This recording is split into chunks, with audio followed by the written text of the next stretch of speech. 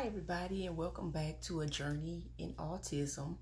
My name is Katrina. I'm back again. I know it's been a while since I posted videos. I do apologize, but it's been a busy time for our little baby Asia.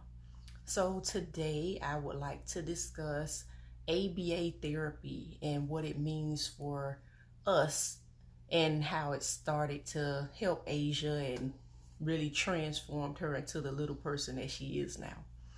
So, what is ABA therapy? It is applied behavioral analysis. It is the most important type of therapy, from what I was told from her primary care physician when we initially received all the referrals after her diagnosis of autism spectrum disorder. And it is very hands-on, very in your face, up close and personal. I'm giving you the definition in layman's terms from myself. You can feel free to Google the technical definition of it, but what it is one-to-one therapy. It is play-centered for little people like my daughter, who's now almost 4 years old. She'll be 4 years old in March. So but at the time we started the ABA therapy, she was about 2.5, I believe, a little more than that. And what that therapy does is it appears to be almost just like a therapist just playing with a child. That's what it looks like to the naked eye. But what it really is active engaging with the child. It is that one-on-one therapy that encourages socializing. It's a lot of playing with toys, puzzles. They use all type of things to engage the child. It's that active engagement that's necessary to help the child be able to socialize. And it's also looks like somewhat of speech therapy, because it's a lot of talking, it's a lot of repetition, where they're trying to get the child to repeat after them. And it starts out with evaluation. So what happens is the BCBA, board certified behavioral analyst, comes out. They do an evaluation. They did it in 2 different locations that was familiar environments for Asia, and I think it was about an hour each, something like that, where they do this comprehensive evaluation to just see exactly what were the problem areas with her, what her needs are, and what are some of the goals that myself as the parent at the time wanted for Asia.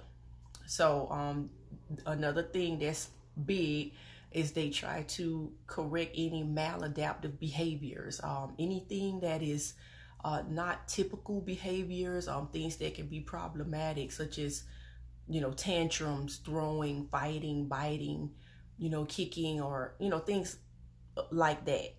And so those are good things. They also work on packing. My daughter had an issue with packing food in her mouth. Like, she got to a point where she was able to feed herself, but she was putting too much in at a time. So they even help with stuff like that. And so, like I said, they did the initial evaluation, and then after a while, they had to send the stuff off to the insurance company, get approval, and get a certain amount of hours approved to see how much they would approve per week for Asia, based on their evaluation. And so once that got approved, it took a couple of weeks for that to get done. Then they went on ahead and told us, okay, she's approved for this amount of hours per week.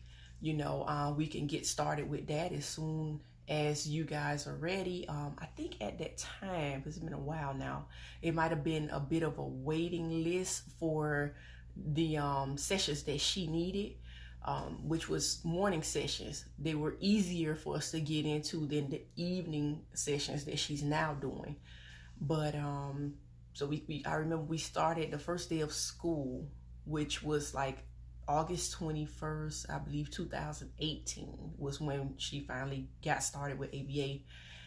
The first day I was a bit nervous because I didn't know what to expect.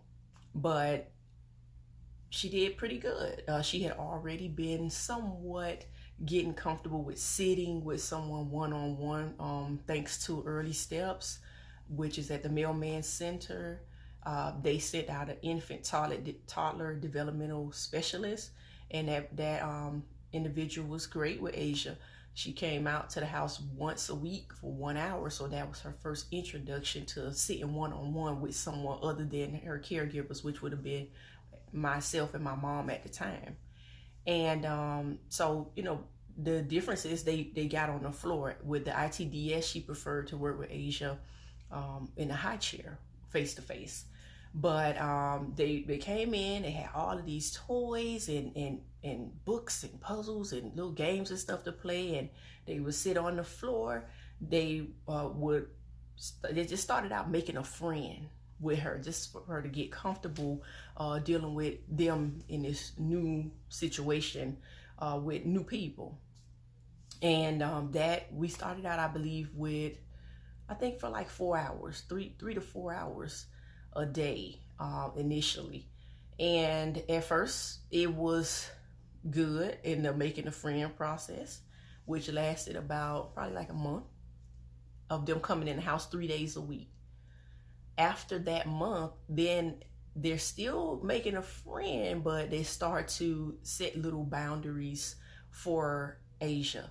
They wanted to start asking her to do certain things, requesting for her to perform before she received like a little reward per se. So for example, before, if she wanted to watch Minnie Mouse on the tablet, then they had to try to kind of like help her to understand how to request things. They also helped to implement the P.E.C.S communication system that was started by her BCBA, which is a picture exchange communication system. It was just basically a little book they created, like a little small binder with Velcro strips on it, and it had little pictures. So it started out with maybe 2 or 3 pictures of familiar items in the home. Asia is still considered to be nonverbal even to date. But back then, she really was not saying anything. At this point, after the ABA therapy, the speech therapy, and then she also has occupational therapy, now she has some words. So she is able to say certain things. She also has what we would call approximations, which is something that sounds like a word, like how babies say baba, but they mean bottle. That would be an approximation. So I would say at this point, she probably has about maybe 15 words and approximations combined. That's to date. But back when she started ABA, which is like a year, probably like a year, almost and a half ago, she had no words at all. And she had no way to communicate outside of crying and whining, which was her maladaptive behaviors at the time that we wanted to target. We wanted to help her to communicate that she wants or needs something without crying and whining for it. And that's why her BCBA implemented the P.E.C.S communication system and started to work with her on that. And it's great. She started out with like 2 or 3. It would be like a picture of something she like let's say animal crackers, or a picture of her cup, her sippy cup. That's kind of what it started out with. Now we're up to about 100, maybe a little more than 100 P.E.C.S. It started out, like I said, in a little book or binder that they put together, and they just start adding more stuff daily. That book got up to about maybe 60 P.E.C.S. At this point, we've transferred over to a device, which is it's actually a tablet, or we use an app that her BCBA told me to put on a tablet called Let Me Talk app. And that app, now we've transferred the pictures from the little P.E.C.S book to that tablet. And now if she wants something, she can press a picture of the cup and it will say cup for her.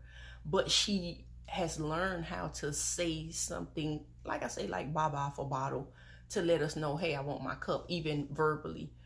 So it's been a big progress. It may seem small. if you put it in perspective of how many words or approximations she has, but the fact that she can identify and communicate through that tablet and that app with that picture exchange communication system, over 100 things, and even recognizing items, different categories where she can select colors, food, people.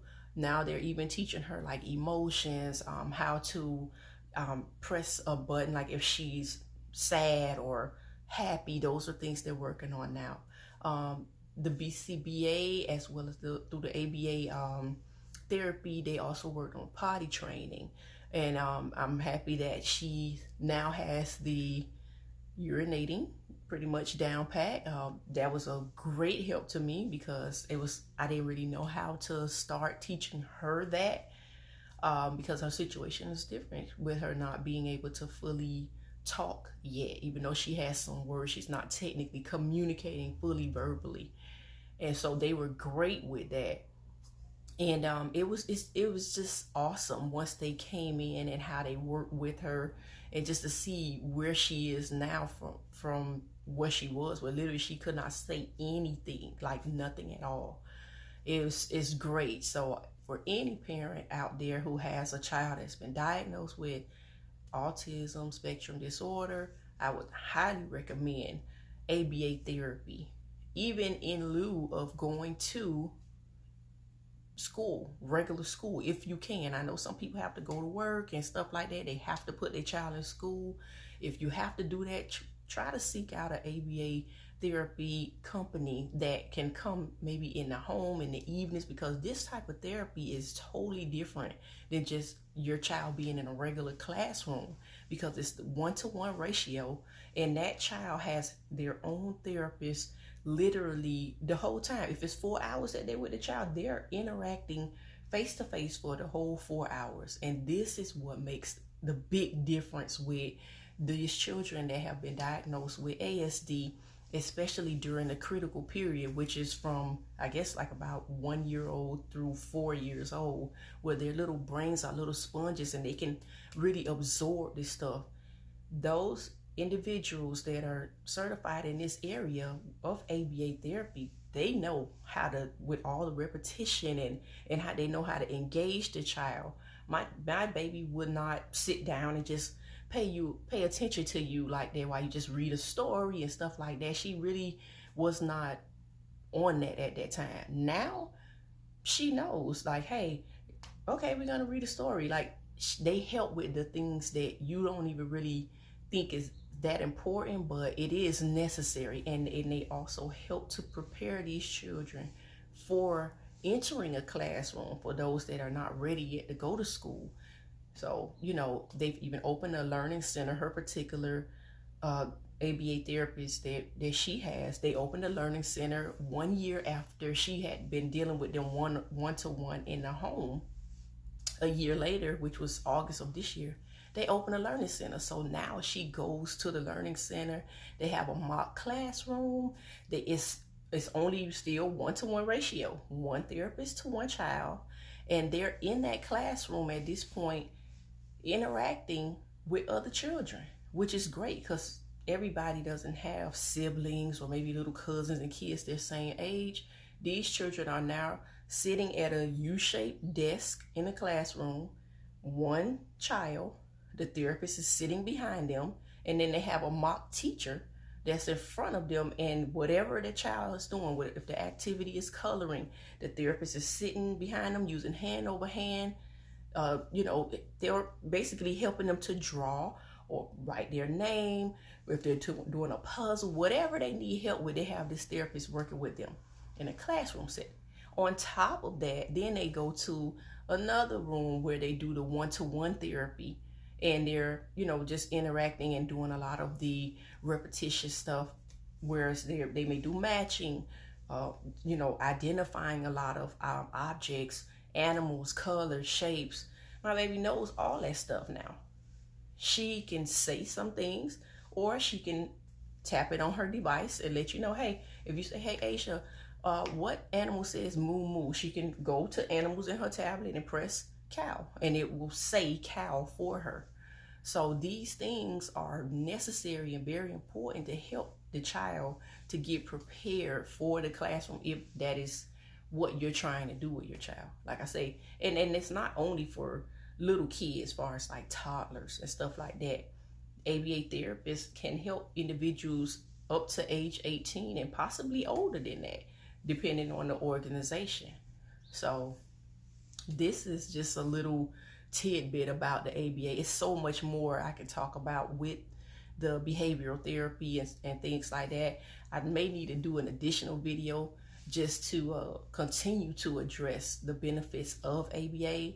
But I just wanted to just touch on it right now. Like I said, it has really been instrumental in helping my daughter to get to the point where she is. And we're so grateful for this particular organization that she's with. Her behavioral therapist, the company is called Behavioral Initiatives.